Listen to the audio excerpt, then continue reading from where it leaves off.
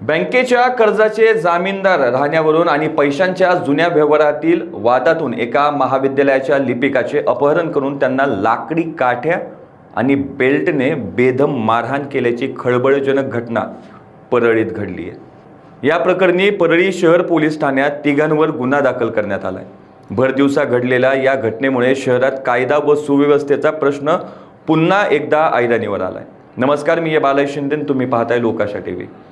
परळी येथील लक्ष्मीबाई देशमुख महाविद्यालयात लिपिक म्हणून कार्यरत असलेले अनिल बाबूराव पत्की यांच्या फिर्यादीनुसार त्यांचे वैजनाथ यादव याच्या सोबत गेल्या काही वर्षांपासून ओळखीचे संबंध असून त्यांच्यात पैशांची देवाणघेवाण सुरू होती।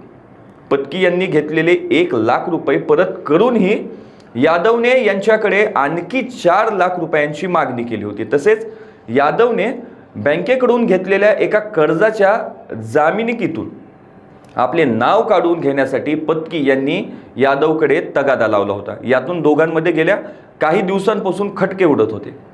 मंगळवारी सायंकाळी 4:30 वाजेच्या सुमारास वैजनाथ यादव हा पत्की यांना पैशाचा हिशोब पूर्ण करण्याच्या बहाण्याने दुचाकीवर बसून काळ रात्री देवी मंदिराजवळील एका झाडाखाली घेऊन गेला।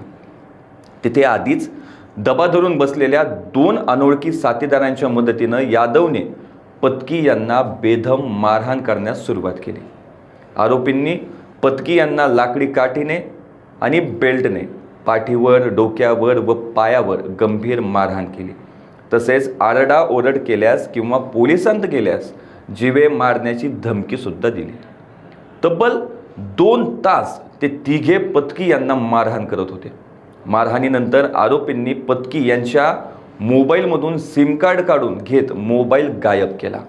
या घटनेनंतर जखमी पत्की यांनी अंबाजोगाई येथील शासकीय रुग्णालयात उपचार घेतले आणि त्यानंतर परळी शहर पोलीस ठाण्यात धाव घेतली।